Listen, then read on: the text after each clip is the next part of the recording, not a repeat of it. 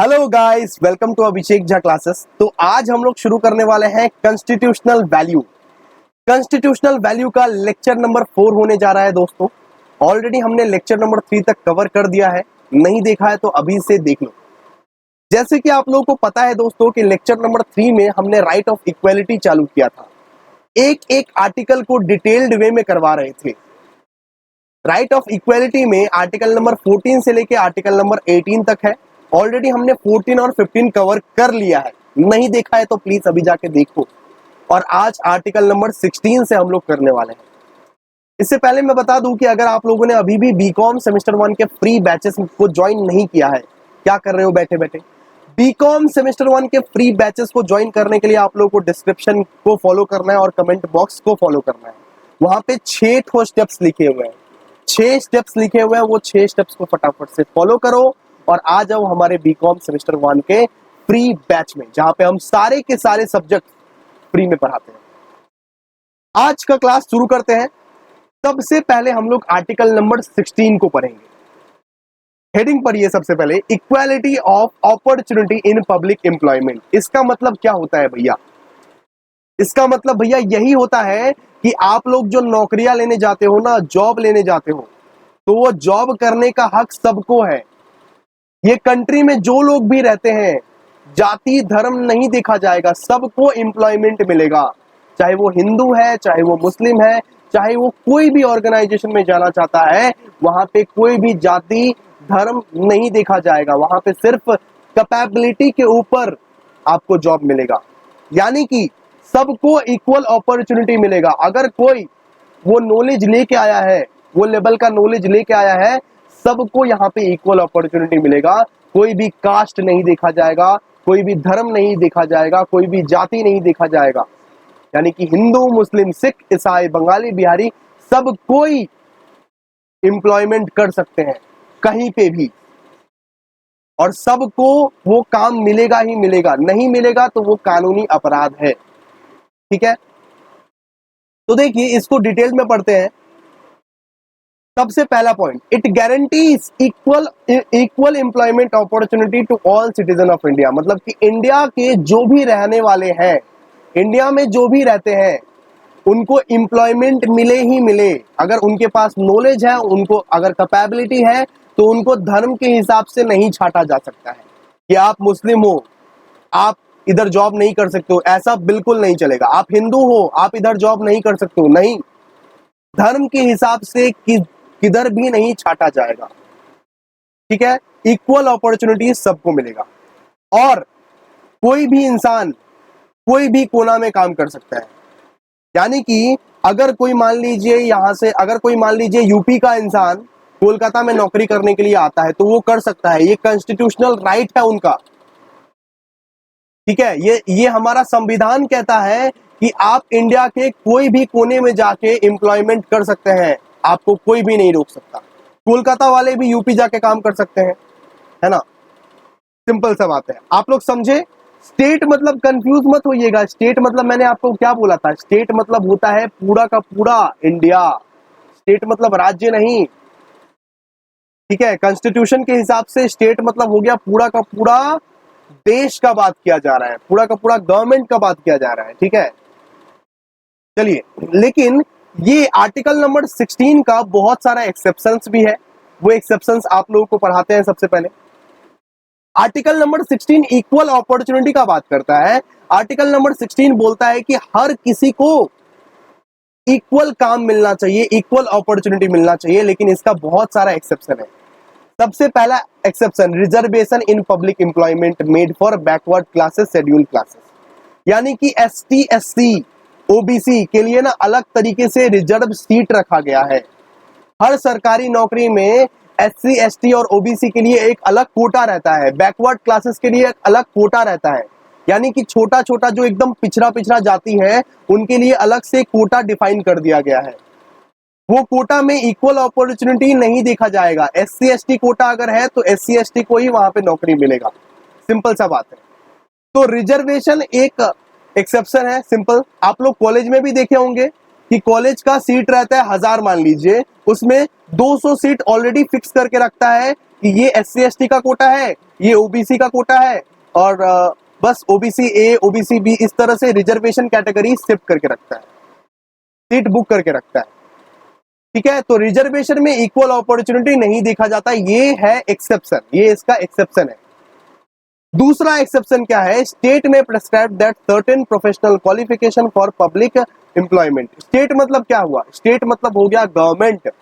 Government खुद prescribe करेगा कि कौन से क्वालिफिकेशंस चाहिए पब्लिक एम्प्लॉयमेंट के लिए। अगर आपको सरकारी नौकरी चाहिए तो इसके लिए क्या कौन से एग्जाम्स आप लोगों को पास करने हैं, ये प्रेस्क्राइब करेगा गवर्नमेंट। जैसे कि यूपीएससी है ना, बहुत सारे सरकारी एग्जाम्स होते हैं, तो वो सारे प्रोफेशनल क्वालिफिकेशंस कहलाए जाते हैं। अगर प्रोफेशनल क्वालिफिकेशंस को आप अगर पास करते हो तभी आप पब्लिक एम्प्लॉयमेंट के लिए जा सकते हो, वरना तो गजब हो जाता ना। वरना तो कोई 10वीं पास ऐसे करके बोल देता इक्वल अपॉर्चुनिटी है भैया, 10वीं पास आदमी भी जाएगा, है ना। तो आपको वो क्वालिफिकेशन लेके आना पड़ेगा, वो तरीके का दिमाग लेके आना पड़ेगा, तभी आप उस सुप्रीम चेयर पर बैठ सकते हो, ये तभी आप कोई नौकरी करने के काबिल हो सकते हो। मान लीजिए मैं अभी 8वीं पास रहता तो मेरे को कौन सा नौकरी मिलता सर, चपरासी का नौकरी मिलता, सिंपल सा बात है। लेकिन अगर मैं यहाँ पे सीए सीएस सीएमए बन गया तो मेरे को उस लेवल का नौकरी मिलेगा ना।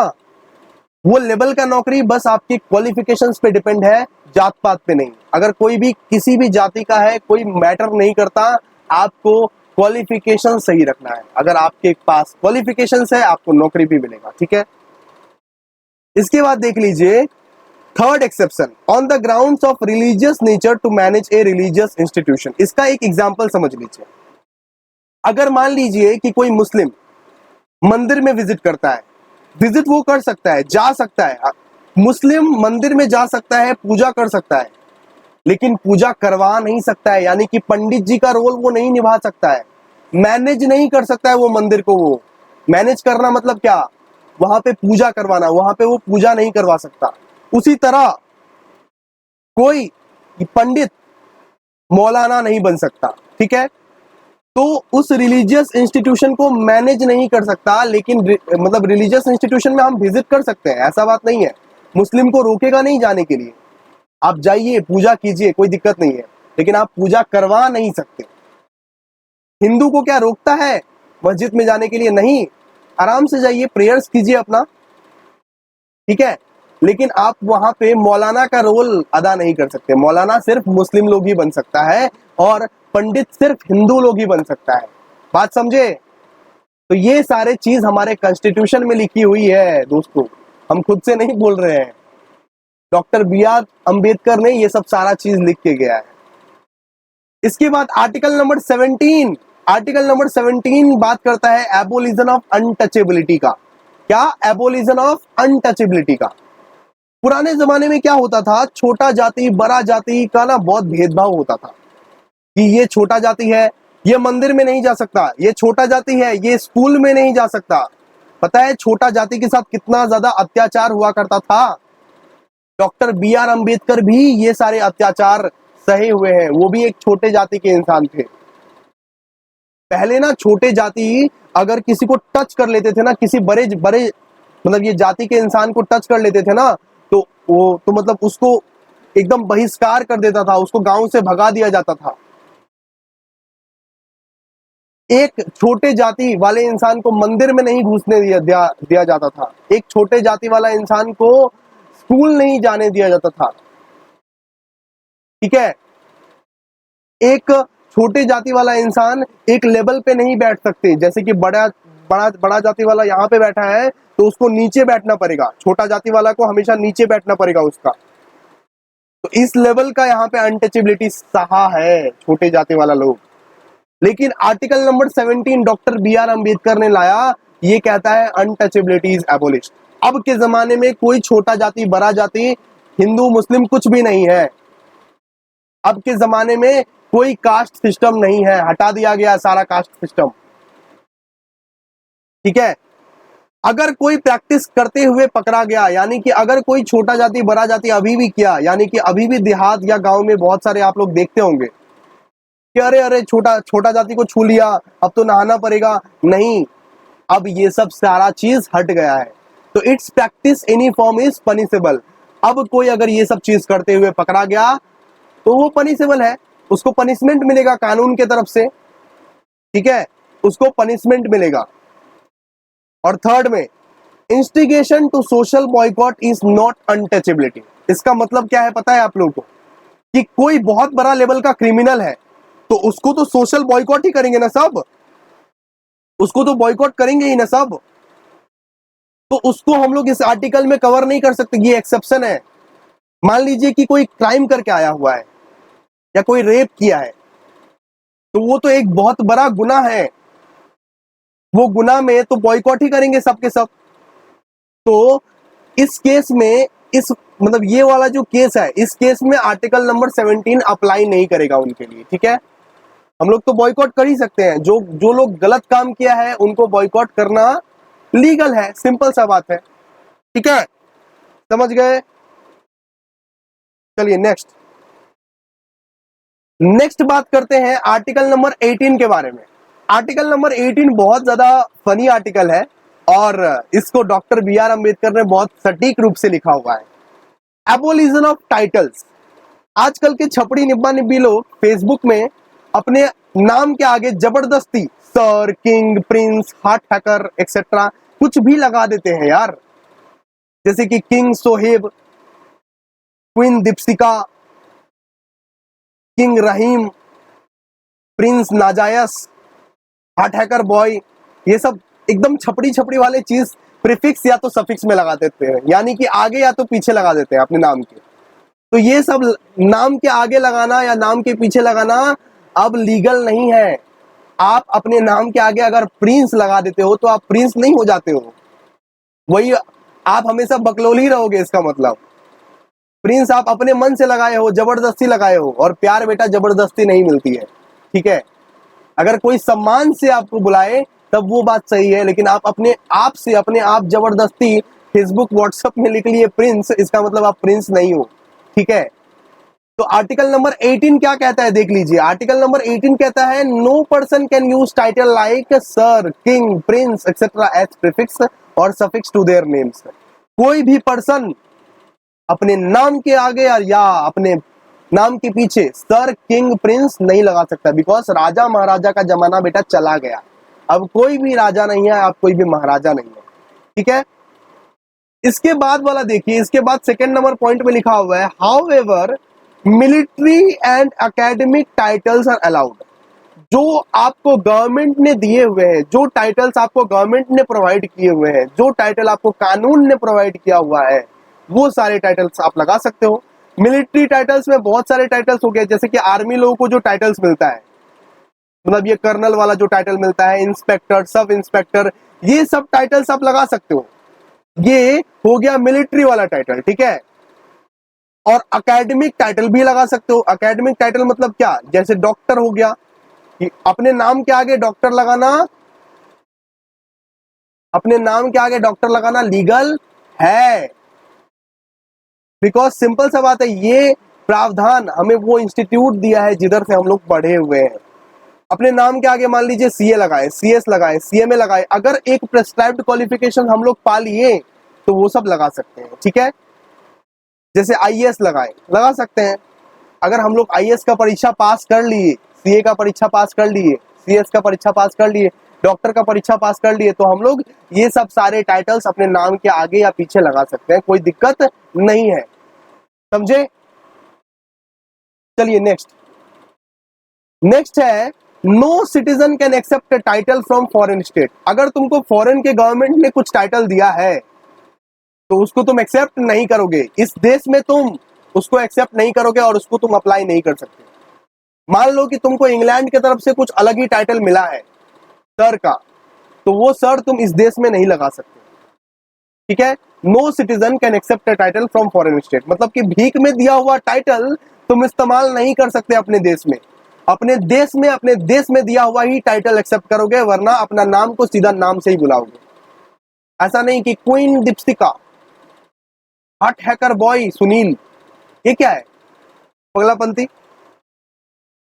इसके बाद a person who is not a citizen of India but working under state can accept title from foreign state after president's consent. तो यहाँ पे अगर एक पर्सन सिटीजन नहीं है इंडिया का, एक पर्सन इंडिया का सिटीजन नहीं है, लेकिन अपने देश के लिए ही काम कर रहा है, अपने देश के लिए वो बाहर में काम कर रहा है। एक मिनट दोस्तों, एक पर्सन अगर सिटीजन नहीं है लेकिन अगर वो अपने देश के लिए ही काम कर रहा है कंट्री के बाहर, और कंट्री के बाहर वाले ने उसको एक अलग ही टाइटल दे दिया है, एक अलग ही टाइटल गिफ्ट किया है, तो वो उसे यूज कर सकता है, लेकिन प्रेसिडेंट का कंसेंट चाहिए। किसका प्रेसिडेंट का सर? अपने कंट्री के प्रेसिडेंट का कंसेंट चाहिए। वापस समझाता हूं, अगर एक पर्सन हमारे कंट्री में नहीं रहता लेकिन हमारे कंट्री का ही वो है, हमारे कंट्री की तरफ से ही वो काम कर रहा है दूसरे कंट्री में, और दूसरा कंट्री वाला उसको कोई ये टाइटल भेंट में दे दिया, उसको कोई टाइटल गिफ्ट में दे दिया, तो वो उसे यूज कर सकता है, लेकिन उसको मतलब अपने ये देश के प्रेसिडेंट की सहमति लेनी पड़ेगी, प्रेसिडेंट की सहमति लेनी पड़ेगी, तभी वो यूज कर सकता है। अपने देश के प्रेसिडेंट की सहमति लेनी पड़ेगी। ठीक है, क्लियर है इतना? इसके बाद स्टेट में confers national award like Bharat Ratna, Khel Ratna etcetera, but it cannot be added as prefix और सफिक्स। मतलब ये कंट्री, स्टेट मतलब क्या होता है भैया? स्टेट मतलब होता है कंट्री, यानी कि सारे के सारे गवर्नमेंट्स। तो कंट्री नेशनल अवार्ड्स दे सकता है, जैसे कि भारत रत्न देता है ना, खेल रत्न भी देता है, भारत रत्न भी देता है, और बहुत सारे अवार्ड्स हम लोग देखते हैं टीवी सिनेमा पे। हर किसी को कुछ ना कुछ फिल्म फेयर अवार्ड मिलता है, ये मिलता है, ऑस्कर मिलता है। सारा का सारा अवार्ड ठीक है, सारा का सारा अवार्ड तुम ले सकते हो, एक्सेप्ट कर सकते हो, लेकिन अपने नाम के आगे तुम वो अवार्ड का नाम नहीं ऐड कर सकते। जैसे कि मैं इस तरह से ऐड नहीं कर सकता भारत रत्न अभिषेक झा, मेरा नाम हमेशा अभिषेक झा ही रहेगा, और मेरे जितने भी कागजात रहेंगे, जितने भी कागज पत्तर रहेंगे, वहां पे अभिषेक झा ही लिखा रहेगा, हार्ट हैकर अभिषेक झा नहीं लिखा रहेगा, है ना? तो अपने प्रीफिक्स या तो अपने सफिक्स में मुझे अगर कोई अवार्ड भी मिला है, मुझे गवर्नमेंट से कुछ अवार्ड भी मिला है, जैसे भारत रत्न हो गया, खेल रत्न हो गया, ये पद्म भूषण हो गया, तो उसको मैं ऐड नहीं कर सकता अपने नाम के आगे पीछे, मेरे को अपना रियल नाम ही हर जगह लिखना पड़ेगा। ठीक है, बात समझ में आया? तो ये सारे के सारे आर्टिकल्स हम लोग कर लिए, और राइट ऑफ इक्वेलिटी दोस्तों खत्म कर लिया हमने। अगले दिन राइट ऑफ फ्रीडम करेंगे, इसके लिए आप लोग को लाइक सब्सक्राइब शेयर करना है फटाफट से। और सबसे बड़ा बात तो ये, अगर बीकॉम सेमेस्टर 1 के फ्री बैचेस में ज्वाइन नहीं हुए हो तो किस बात का वेट कर रहे हो भाई? जल्दी से ज्वाइन हो जाओ, ताकि हम तुमको ऐसे ही फ्री एजुकेशन देते रहे। थैंक यू, मिलते हैं नेक्स्ट वीडियो में, तब तक के लिए बाय।